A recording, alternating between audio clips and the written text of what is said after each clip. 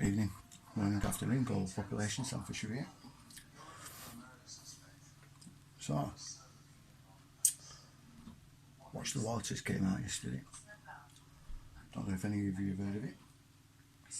Interesting stuff. So snake venom, eh? Or is it just snake oil? Let's have a look.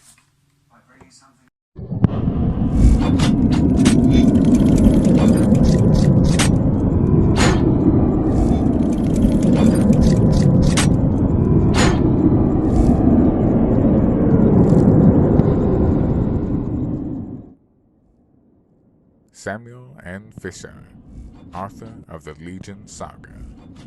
After a top-secret, multinational military experiment goes horribly wrong in the deserted city of Pripyat in 1992, it uncovers a nightmarish 25,000-year-old plot that could spell the end of humanity.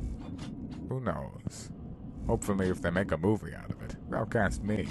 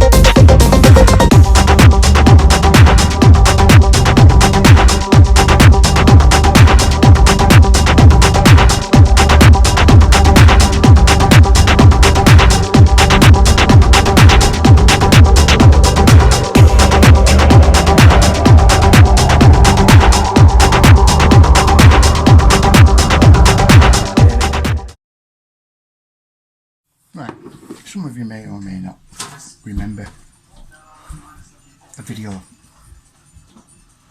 that I put in one of my other videos ages ago about the death of a guy called Bing Liu, sorry. He was a genetic scientist from Pennsylvania University who specialises in snake venom. In the United States. His name was Bing Liu, a researcher who was apparently close to making significant findings about the coronavirus. The investigators probing his murder are calling it an outcome of a love triangle feud. But the facts on the ground tell a very different story. This report explores.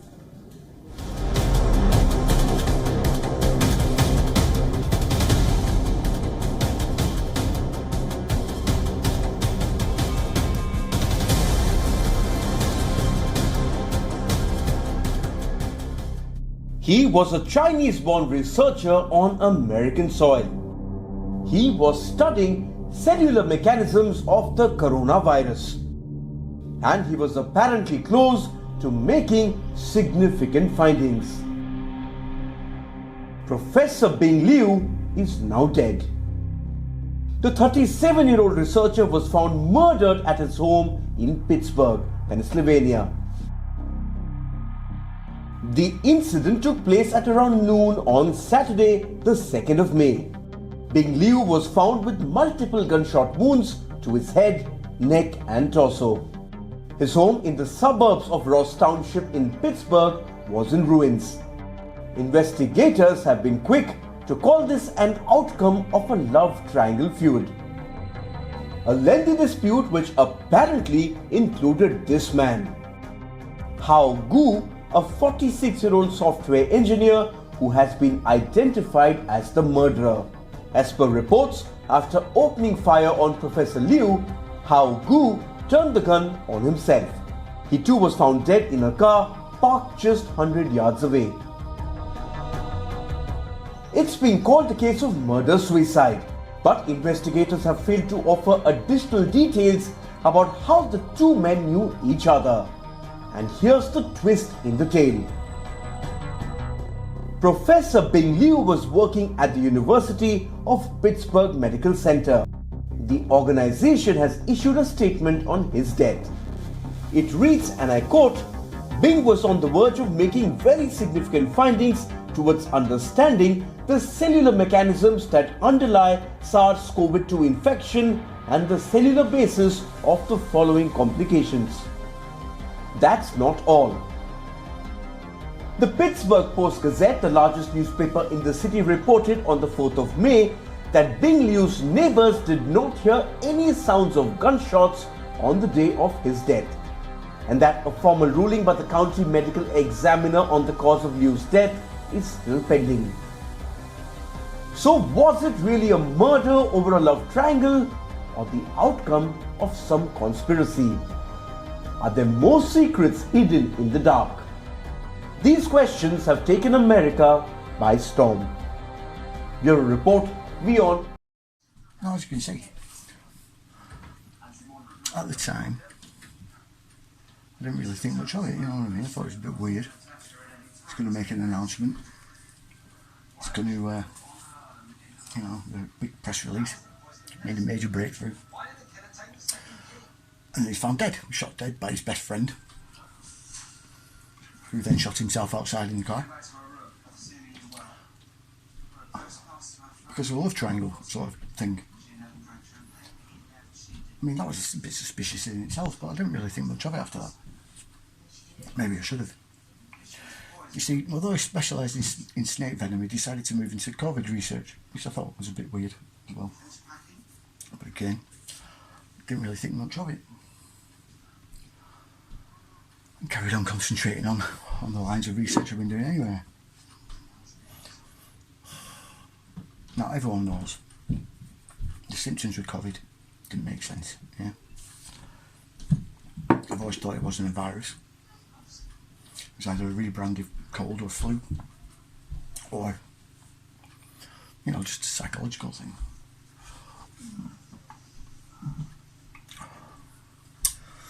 But it was just things being attributed to it. Blood clots.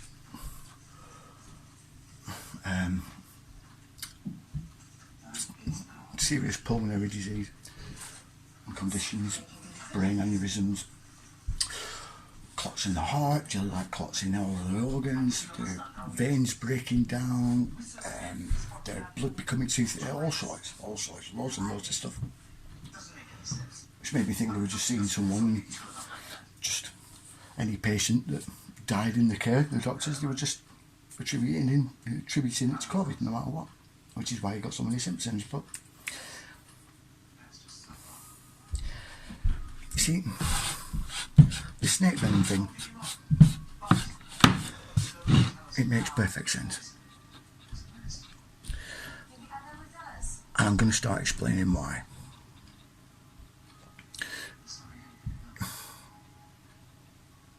You see, I've had doubts and ideas about what we could be looking at, especially with the vaccines and everything else.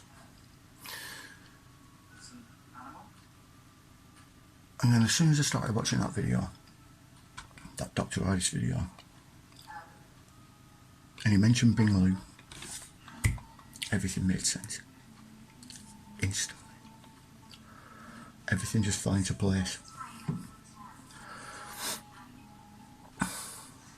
Now, there's been a lot of talk about his claims and why it doesn't affect certain sort of aspects of society, like children or pets or certain people. I'm going to tell you, they can do that easily. You see, they've been studying snake venom since 1939, when they were trying to determine how effective it was as a pain therapeutic for chronic pain. In 1939, that is. So they were using very small doses of it. Naturally, they were having some success, but they couldn't really keep it going all the time because, well, it's fucking venom.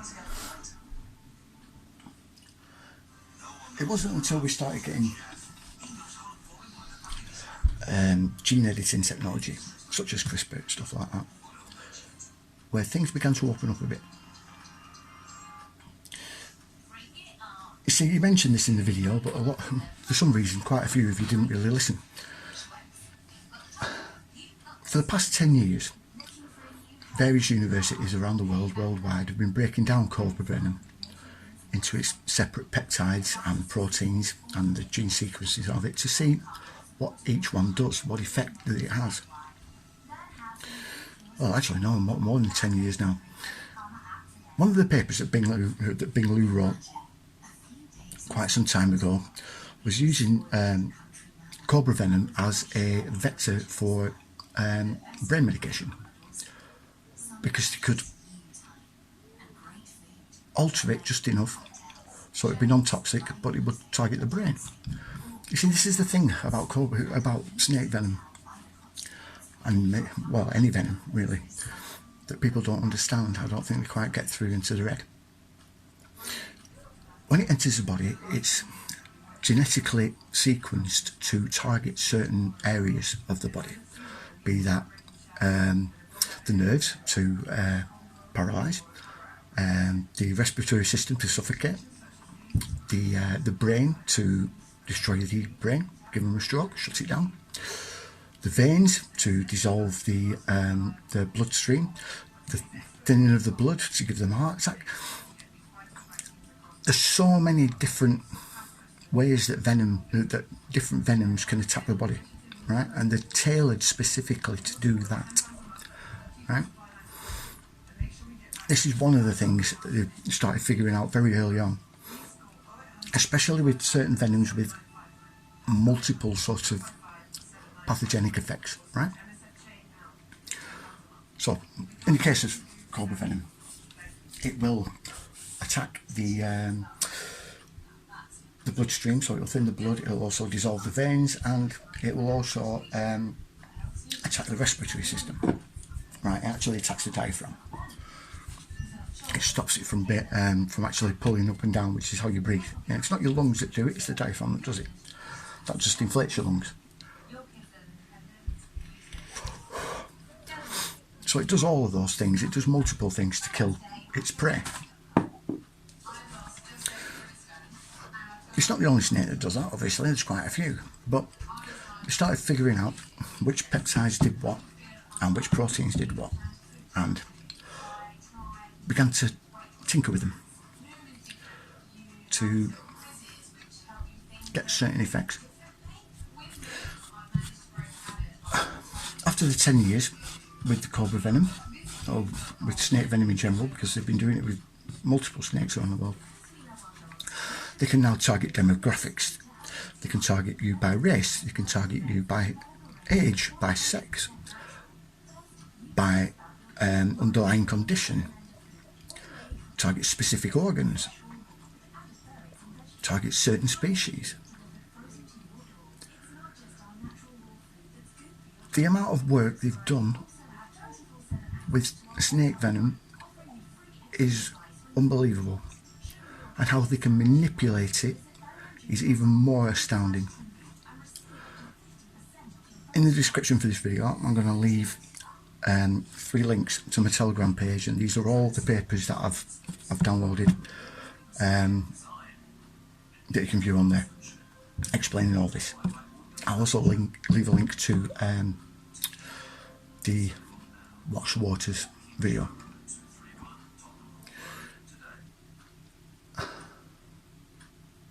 Everything he said in there is perfectly right, correct,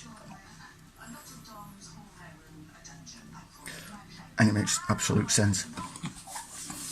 It's very easy to do,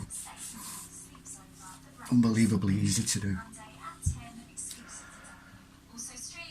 and that's what's so terrifying.